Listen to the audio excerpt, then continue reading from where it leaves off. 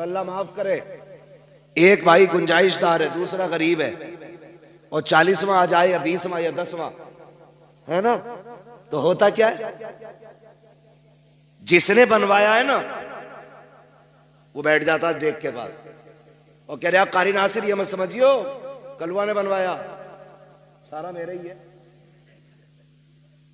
भोरा ने भी 1 रुपया न दिया, और अच्छन बब्बन की तो पूछो ही मत, सारे भाइयों की बुराई कर दी उसने एक भगोना बनवा के, सबको जलील कर दिया उसने। तो उससे किसने कह दिया तेरे पतीले से बाप राजी होगा, तेरे एक भगोने से बाप राजी हो जाएगा, तेरे 10 किलो चावलों से बाप की रूह को ठंडक मिल जाएगी। तुझे ये क्यों नहीं पता कि जो अपने पीछे वो छोड़ के गया है, तू उनके चेहरे पे मुस्कुराहट दे दे, कब्र में तेरे बाप की रूह मुस्कुराने लग जाएगी। इतना तो तूने बाप को सुकून नहीं दिया जितनी तकलीफ दे दी। ये क्लियर है कि नहीं बातें भाई?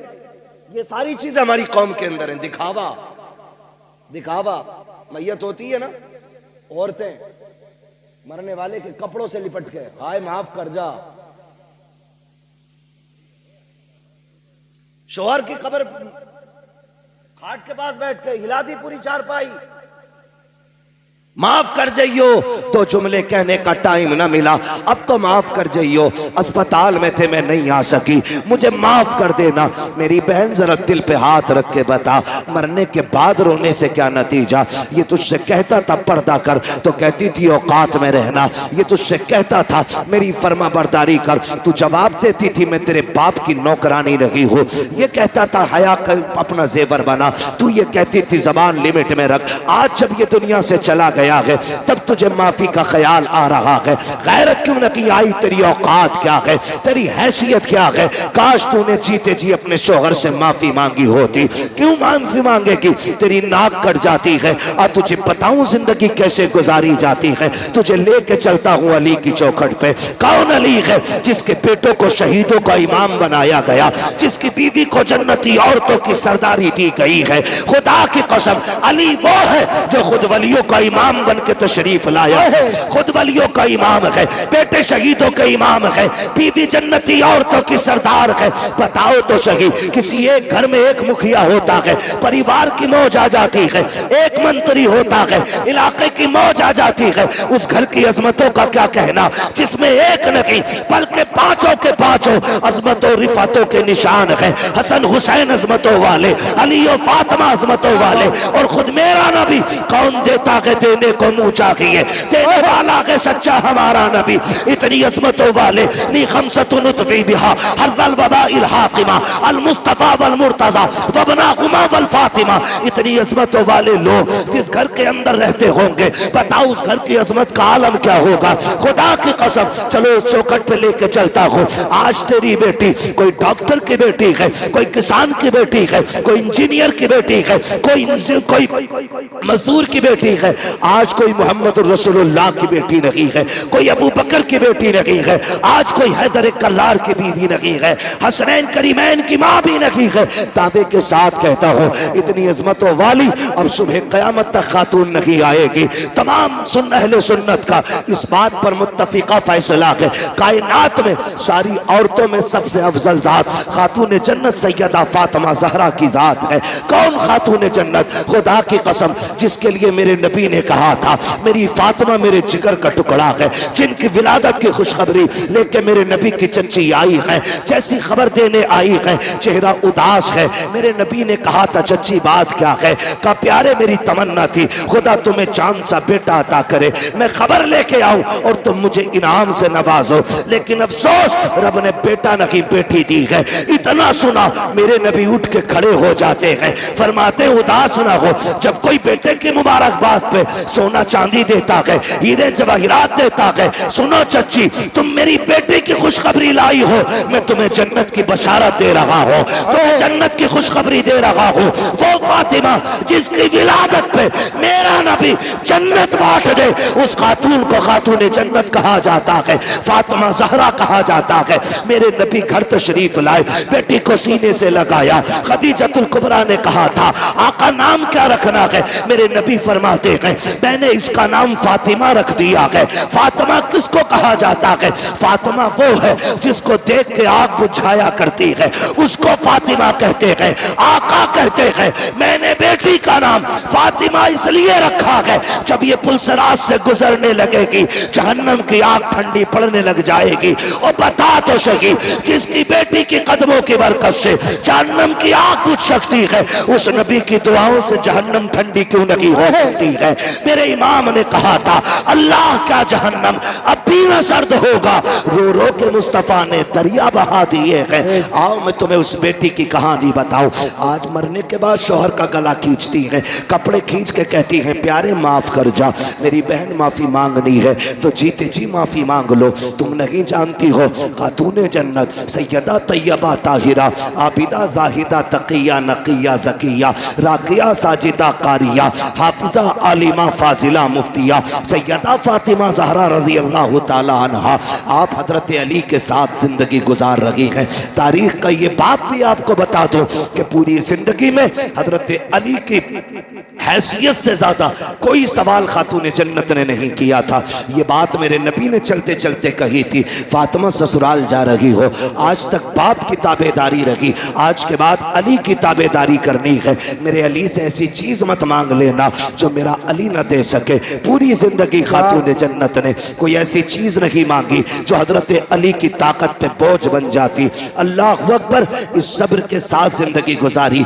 कि कोई फरमाइश आपने नहीं की। जब आखिरी जिंदगी के लम्हात आए, खातून जन्नत बीमार हो गई। एक दिन हजरत अली दौड़ कौमते हुए बाहर से तशरीफ लाए। जैसी घर में आए हैं, जिस दिन खातून जन्नत का विसाल होना है, फजर के बाद घर में तशरीफ लाए। क्या देखते हैं? खातून जन्नत घर के काम में मसरूफ हैं। देख के मुस्कुरा जाते हैं, कहते हैं फातिमा खैर तो है, आज लगता है तबीयत ठीक हो गई है। आपके घर एक खातून थी, उन्होंने कहा हैदर मसला ये है, आज खातून जन्नत कोई काम नहीं करने दे रही है। आप गए, कहते हैं फातिमा खैरियत तो है? कहा जी। कहा आज इतनी मेहनत कर रही हो, क्या तबीयत दुरुस्त हो गई है? कहा नहीं नहीं। कहा फिर क्यों कर रही हो? कहा अली मैंने सारे कपड़े धुल दिए हैं, लेकिन आपके सर पे जो अमामा है ये रह गया है, आप ये भी दे दीजिए, मैं इसको धुलना चाहती हूँ। हजरत अली ने सोचा धुल रही होंगी, आपने अमामा दे दिया, वो भी धुल के फारिग हो गई। बेटों को गुस्ल दिया, गुस्ल दे के जब बाल काट रही है, माँ हुआ करती है यार, जब बाल काटना शुरू किए हैं, आंखों से टप टप आंसू गिर रहे हैं। हजरत अली देख के हैरत में पड़ जाते हैं, फातिमा आज से पहले भी तो बेटों को नहलाया था, आज से पहले भी तो गुस्ल कराया है, मेरी शरीक हयात आज क्यों रो रही हो? रो के कहती हैं अली मैं इस ख्याल से रो रही हूँ, आज मैंने बेटों को गुस्ल दे दिया है, कल न जाने मेरे बेटों को कोई गुस्ल दे ना दे। आज मैंने बेटों को दूल्हा बनाया है, कल न जाने कौन मेरे बेटों को दूल्हा बनाएगा।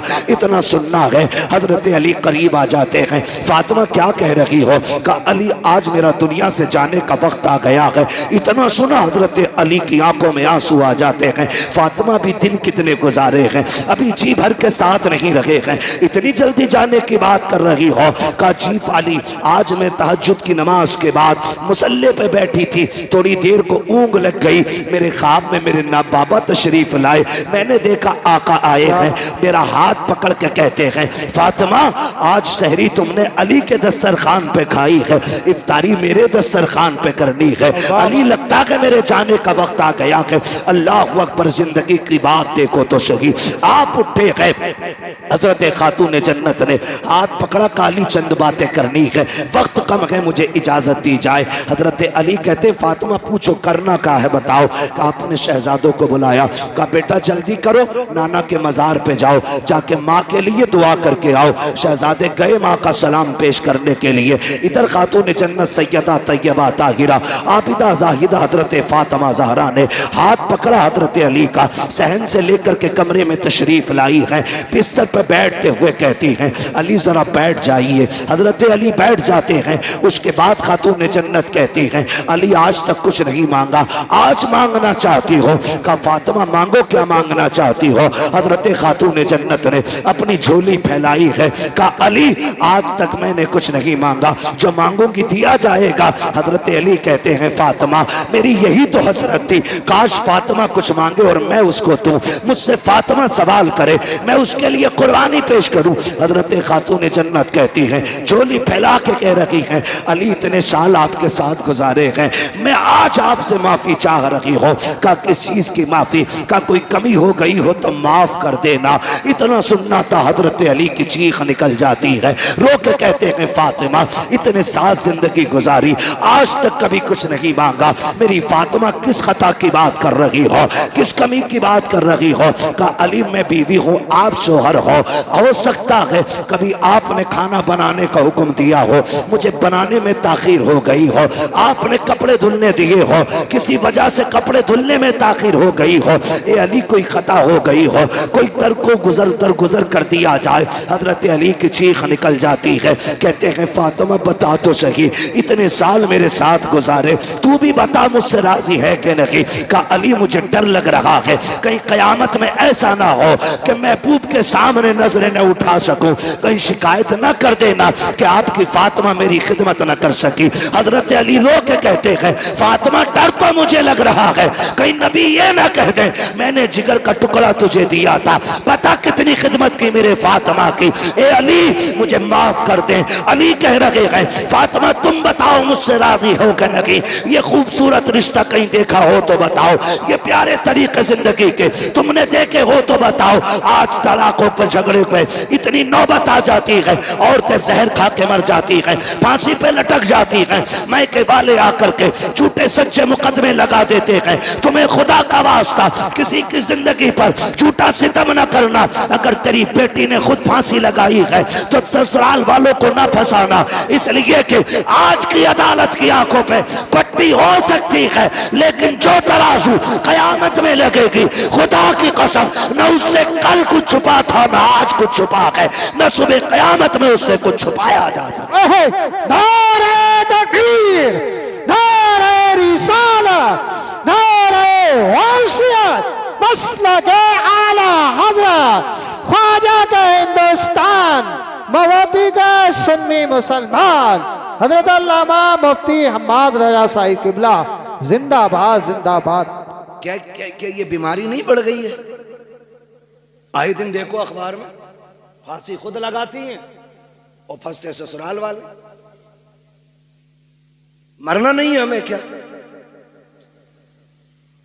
हाँ, और बेगैरती की इंतहा तो तब हो जाती है जब बंदा करता क्या है, औरतों पे मुकदमेबाजी। ये रिवाज हो गया, क्या हमारा रिवाज हो गया औरतों पे मुकदमे करने का। ना करो यार, अल्लाह से डरो। अगर कोई सितम कर रहा है तो सब्र कर, सब्र कर। इन्नल्लाह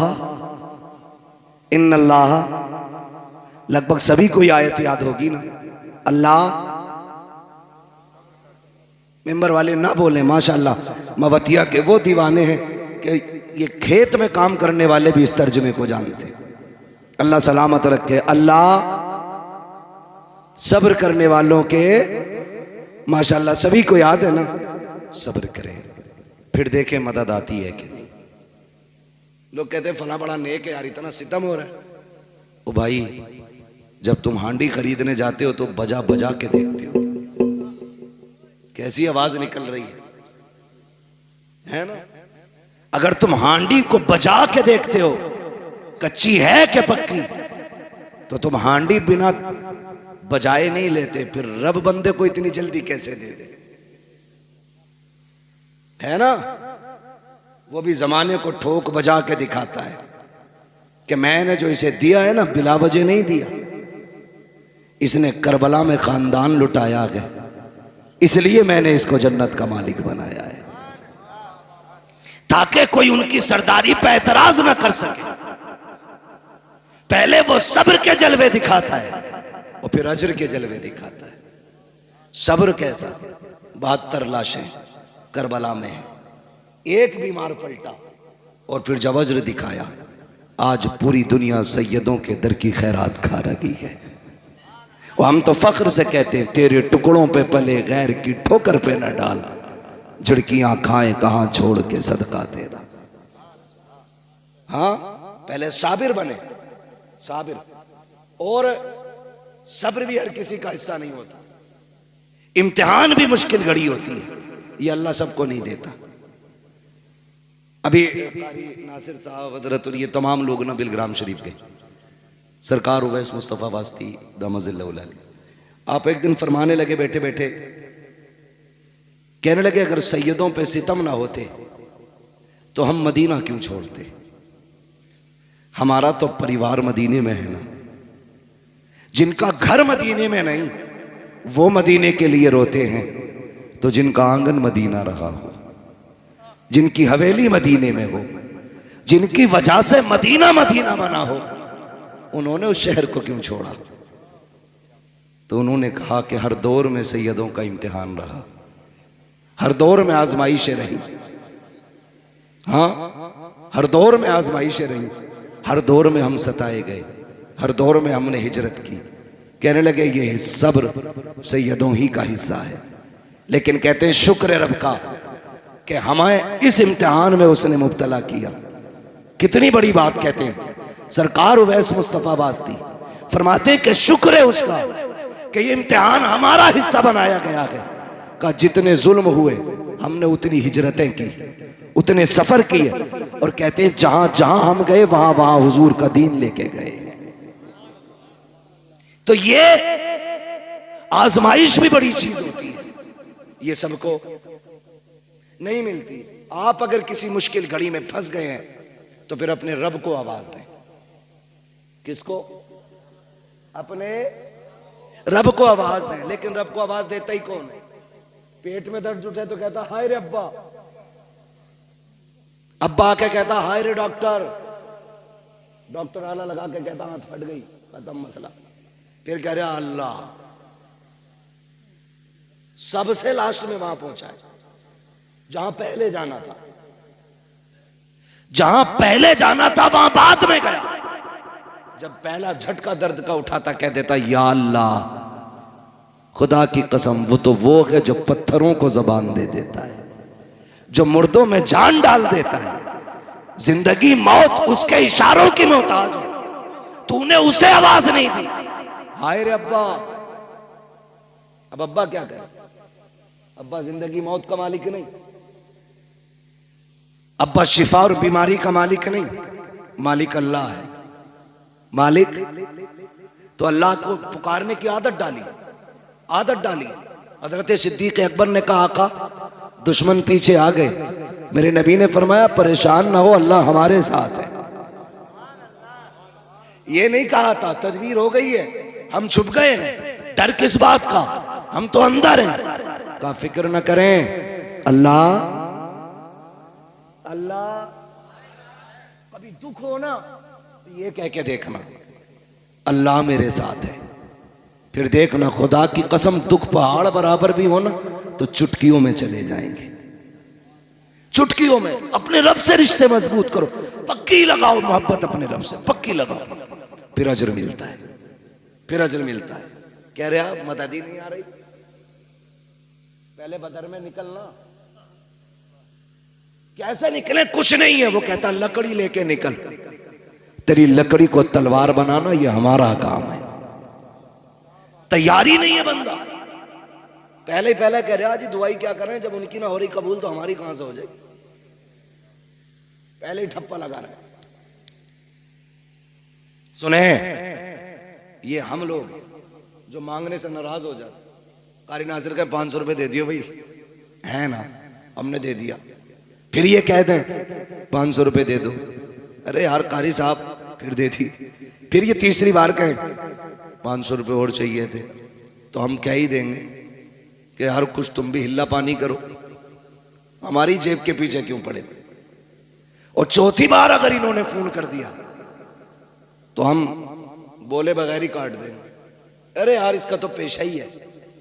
ये बंदों की आदत है। और वो करीम रब कितना करीम है, जितनी बार हाथ फैलाओ उतना ही राजी होता है, जितना मांगो उतना ही राजी होता है, जितना पुकारो उतना ही राजी होता है। लेकिन हमने पुकार नहीं छोड़ दिया है। कोई किसी पे सितम करे ना मुखिया के पास, चलिए जरा पंचायत कर दियो, और अल्लाह माफ करे पंच आंख मार के मेड़ पलट दें। डर थोड़ी रहा ये, कह रहा मैं तो पंच हूं, आज पंच है, कल अदालत में खड़ा हूं। हाँ, आंख मार के। और पंच अल्लाह माफ करे कैसी पंचायत करे, पता क्या मैं, चल यार प्रधान से कहते गलती हो गई मैड उल्टी प्रधान लोटे पड़े,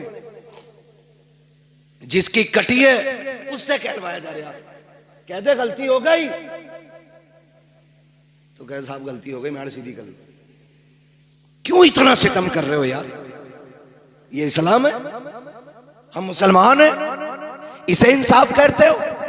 इंसाफ ये है, मेरे नबी फरमाते लौ सरकत फातिमा बिन्त मोहम्मद लक़तात यदहा, अगर मेरी बेटी भी चोरी कर ले, मेरी बेटी समझ के माफ नहीं किया जाएगा, मुजरिम समझ के हाथ काटे जाएगा। ये है इस्लाम।